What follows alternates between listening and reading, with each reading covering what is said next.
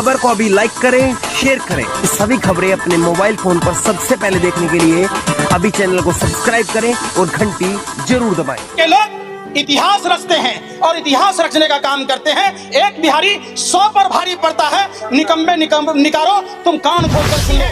कब तक हमको इन बाढ़ की समस्याओं में घूट घूट कर मरना पड़ेगा? इन जालिम दरिंदों नेताओं, तुम कुछ तो शर्म किया होता। जनता में इतनी पावर है, जनता यदि गद्दी में बैठाना जानती है, गद्दी से उतारना भी जानती है। एक कहावत है कि जब शरीफ इंसान बदमाश बनता है तो उससे बड़ा बदमाश कोई पैदा नहीं होता। मोदी जी अब कुछ नहीं कर पाएंगे, या तो इसको वापस लो, नहीं तो किसान अभी तो बहुत कम निकला है। जितने सारे देश का किसान निकल गया, मोदी जी को पैर रखने की जगह नहीं मिलेगी। हर साल बिहार में बाढ़ आती है। 15 साल से आप शासन सत्ता में हो। अमित शाह जी ने क्या कहा, आपने नहीं सुना कि बिहार में शासन सत्ता दे दो, गंगा बहा देंगे। तब 15 साल से क्या आप छक मना रहे थे तारी पार मंत्री? तुम्हें शर्म नहीं आई? देश चलाने से तुम्हें फुर्सत नहीं थी। 15 साल से तुम क्या मुजरे कर रहे थे? सरकार से सवाल पूछने के लिए आंदोलन की बात करता है तो ये निकम्मी बहरी जुल्मी दरिंदी सरकार, गोरे अंग्रेजों की दलाल और मुखबिर सरकार इस पर अंकुश लगाने का काम करती है। बिहार के लोगों को 5 किलो गेहूं, 1 किलो चना नहीं चाहिए। नरेंद्र मोदी जी, धिक्कार है आप पर। मोदी सरकार ने हमारा हिंदुस्तान बेच दिया है और वो बेच के खा जाएगा। ये मीडिया इसीलिए तो बिकाऊ मीडिया बोलते हैं उसको। जो परेशान हो रहे हैं वो नहीं दिखाएगा, वो मोदी मोदी मोदी मोदी बुलाएगा। उसका एक ही नियम है कि बड़े बड़े लोगों को ऊपर और छोटे छोटों को बिल्कुल जमीन के अंदर गाड़। के नेताओं, शर्म करो। इस जूते का इंतजार बिहार की पब्लिक कर रही है। माँ का दूध पिए हो तो बिहार में घूम कर ये बात बता दो। बिहार के लोग अपराधी प्रवृत्ति के नहीं होते। बिहार के लोग इतिहास रचते हैं और इतिहास रचने का काम करते हैं।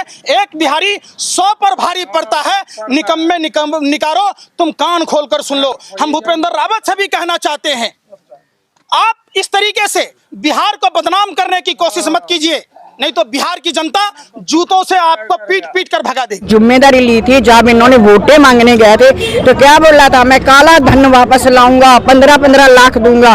काला धन आया क्या? जो हमारे देश का धन था वो भी बाहर चला गया। अब जो जनता है ना, पंजाब की जनता या देश की जनता, अब बेवकूफ बनने वाली नहीं है। तो उससे बड़ा बदमाश कोई पैदा नहीं होता। वो सच्चाई होती है। ये मोदी जी को समझना पड़ेगा। देश का किसान सड़कों पे निकल चुका है, परेशान हो चुका है, पब्लिक परेशान हो चुकी है, बिजनेस सबके जा चुके हैं, किसी का भी बिजनेस नहीं है। इस टाइम हर आदमी परेशान है, बिल्कुल खत्म हो चुके हैं, कुछ भी नहीं है। और उनको ये समझना ही पड़ेगा।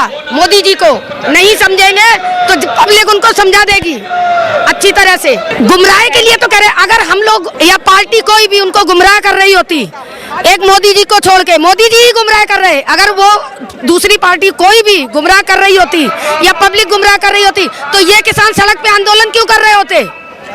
किसान की अपनी समझ है, किसान सब समझता है, क्योंकि मेहनत किसान करता है।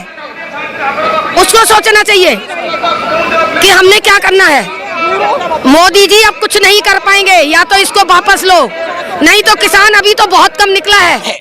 ये तारीपार का चेला तारीपार की तरफ पागल हो चुका है। शासन सत्ता के मधोश में, शराब के नशे में ऐसा ये हो गया है कि इन्हों देश के बारे में नहीं समझ में आता। एक बात बताइए, ये क्यों बिहार को बदनाम करने का ठेका लेते हैं? ये वही लोग हैं, बिहार के चंद गद्दार नेता हैं जो बिहार की छवि को बर्बाद करते हैं। इनको बिहार के जनता की इज्जत के बारे में जरा सा भी ख्याल नहीं है। ये सत्ता के हौसी दरिंदे लोग बिहार को बदनाम कर रहे हैं। आप खुद बिहार से है, एक बिहारी के तौर पर आपको कितना विकास दिखा नीतीश कुमार के 15 साल के कार्यकाल में? बिहार का विकास 0 दिखा। इन लोगों ने 15 साल में जिस तरीके से बिहार में लूट खसोट मचाई।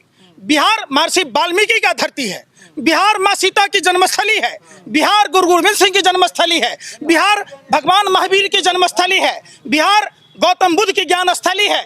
पर्यटन उद्योग के हिसाब से अगर इन लोगों ने विकास किया होता तो बिहार के लोगों को रोजगार मिला होता। बिहार में अगर कोसी, कमला, गंडक, बागमती बता देते हैं। अब क्योंकि राज्य का चुनाव था तो नरेंद्र मोदी जी का नाम नहीं ले रहे थे, लेकिन आपके माध्यम से नरेंद्र मोदी जी को बता दे रहे हैं, मजाक में भी और गंभीरता से भी, कि नरेंद्र मोदी जी, मेरा बस अगर चले तो हम राष्ट्रपति को या इलेक्शन कमीशन का देश को है उसको कहें कि 2024 का लोकसभा चुनाव को कम करके और अभी 2020 में या 2021 में करवा, आपको सत्ता से बेदखल करेंगे हम लोग।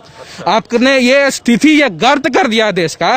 देश में आज एक ही एग्जाम्पल आपको, मतलब हर कोई बस क्या तो हिंदू मुसलमान इतना बड़ा खाली ट्रोल मीडिया अपना गोदी मीडिया को लेकर धज्जी जो उड़ा दिया अपने देश के आप जनता को मूर्ख मत समझिए। मोदी जी, आप नरेंद्र दामोदर दास मोदी, जनता को मूर्ख मत समझो। जनता को मूर्ख समझने वाला देश का इतिहास है। ऐसा गर्त में गया है कि दोबारा पानी पीने के लिए पानी में डूब डूब कर जनता के पास गया है वोट मांगने। आपका स्थिति ऐसा हो जाएगा। तो ये जो आप 2 करोड़ का रोजगार का आप ये करके कौन सा टॉनिक पीते हैं, थोड़ा हमको भी बताइए। कि घर में अगर पापा हम लोग का कहें कि बेटा कोई काम नहीं कर रहा है, तो हम बोले कि देश का प्रधानमंत्री जब वो इतना बड़ा वादा करके कुछ नहीं कर रहा है तो हम काहे भी कोई क्या करे। हम तो चाहते हैं मोदी जी और बीजेपी के जो लोग हैं, प्रधानमंत्री मोदी जी 18 घंटे काम करते हैं, हाथ जोड़ के कहते हैं मत करिए, 18 घंटे काम मत करिए। और हम तो कहेंगे बीजेपी वालों को कि भाई ये दो लोगों के भरोसे आप नरेंद्र मोदी और अमित शाह जी के, मतलब अब लालू जी को गाड़ी आते हैं ना, सब किस लिए गाड़ी देते हैं कि ये घोटाला किए, ये किए, वो किए। लालू जी को और आरजेडी को सब इसलिए ये करते हैं कि लालू जी डायरेक्ट जो सुप्रीम है पार्टी का, उस पर भ्रष्टाचार का आरोप लगा। वरना भ्रष्टाचार जदयू के काल में नहीं है, बीजेपी के काल में नहीं है, अभी निकलिएगा तो कितना, मतलब आपको कौन सा काम करवाने के लिए नहीं देना पड़ेगा पैसा। ये हाल है, ठीक है, ये हाल है। और बात ये है ना कि मोदी जी का पता नहीं, हम तो आपको बताए ही क्यों कौन सा टॉनिक पीते हैं, हम जानना चाहेंगे। वैसे भी बहुत सोशल मीडिया पर